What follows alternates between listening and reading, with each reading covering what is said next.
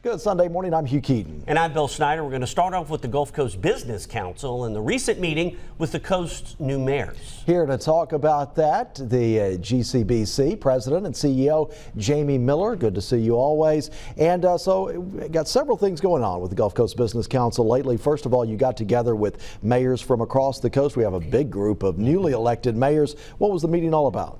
Yeah, it was a good opportunity for us, for the business community in the region, to meet with these new mayors, get their perspective. They've just went through their budgeting process. We heard a little bit about those challenges and then the opportunities that they see for their communities to grow.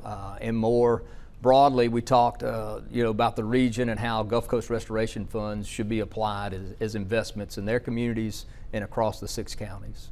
I like what you told us right before we went on the air about the GCRF and the funds. We go back to 2019, there was a good amount of money set up, a lot of projects were on the table, then the pandemic happened. So a lot of this really is a funding reboot, I guess, right, Jamie? Yeah, I'd like to, for people that don't follow it right. as much as we do, if any 6-county region in the state were approached and said, we've got $700 million to be invested in your 6 counties, how do you want to invest it? Appropriate response would be those elected leaders, the business leaders, civic leaders would come together and develop a plan. How do we want to grow the economy long term? The Business Council did that and commissioned that study in late in 2019. The pandemic occurred, of course, everything changed.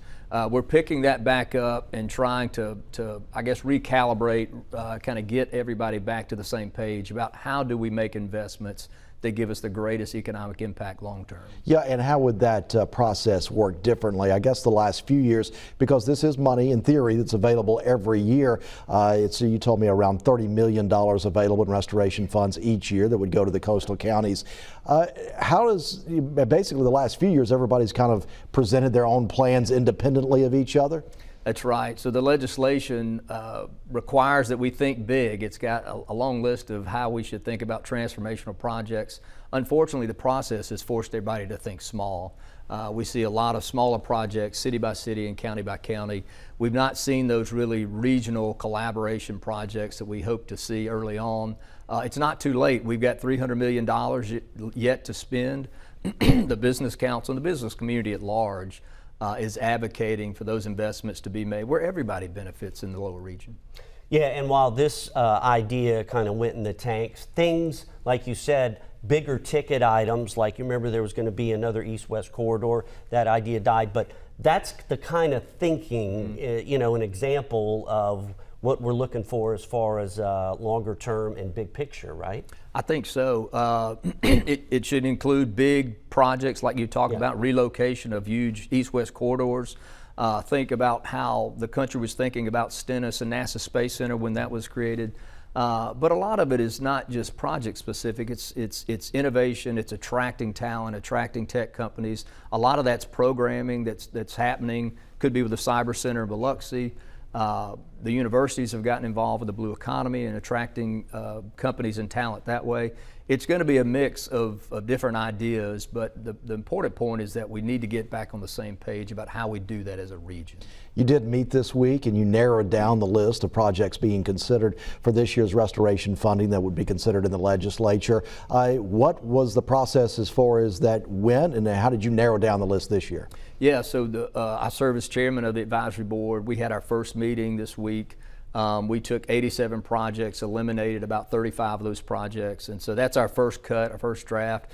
We'll do that again in another meeting and eventually meet with just a small number of applicants to get questions answered, and hopefully I'm advocating, I have 1 vote on the advisory board, but I'm hoping to get this list down to 2 or 3 or 4 projects. I really don't want to send the legislature another list of 20 projects this year. Yeah, and that's your thinking going forward. You think these big projects, to put a lot of money in those specifically. Yeah, and I think we've got to change the behavior of how the applicants are submitting projects. I mean, we'll be working on that as well over the next 12 months. Yeah, as you said, this is kind of a reboot. That thought process was there. I remember back in 2019, Governor Bryant was here and there was a list of things, but I would imagine trying to go to Jackson and have a list of 25 things, that is a tough sell, I would imagine, whereas, like you said, some of the lesser number of projects, but the bigger picture, that's probably, I guess, an easier sell, or which way does that go, I guess? Well, what's happening now is, we start with about 100 projects, 400 million in requests. The advisory board narrows that to some smaller number. But during the legislative session, the legislature ultimately has to make decisions. They get lobbied by every individual applicant. I think even they're fatigued by the process itself. I think they've told me individually, they'd like to see fewer projects submitted. So we're going to try to lead an effort to do that. It's going to take some time to do it, but we're hoping that what the outcome would be is a better economy for the whole region. So ideally, what kind of projects are we talking about here to spur long-term economic growth, and that's the goal? Well, the plan that we put forward several years ago talked about 5 guiding principles: competitive, economic competitiveness, innovation, strategic infrastructure, quality of place. So it's probably a mix of things. I don't know that there's one project that will change everything, but they need to be longer thinking with the evolution of technology and AI, with our university system, with our community college system. We need to be thinking collaboratively about what the next 10, 20 years looks like. Employee retention is one of those. Anytime you guys have meetings or we talk about economic development, they always talk about brain drain, and I would imagine those factors go in as well. Yeah, look, we've got some incredible industry here. We need to be thinking about how do we retain that workforce. There's probably also investments in sites. We need to recruit other industries here.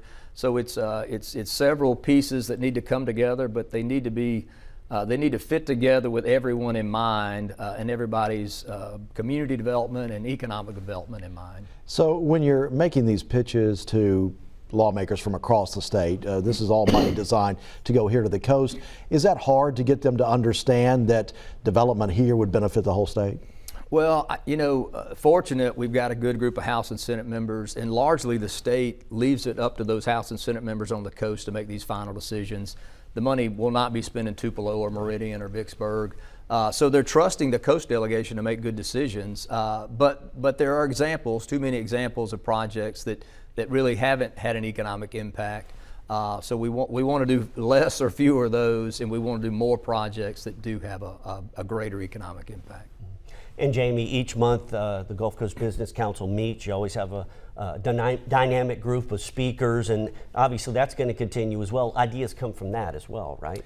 Yeah, I think anytime you get the leaders, however you want to find the leaders in our region together, to include elected officials and industry leaders and civic leaders, I think they all have similar goals. We want to grow the economy. The only way I know to do that is through job creation, higher wage jobs, more tax base. That ultimately has to happen through the private sector. So the more those folks can get together and talk is better. And everybody trying to pull in the same direction. Jamie Miller with the Gulf Coast Business Council, thanks for joining us. Thank you.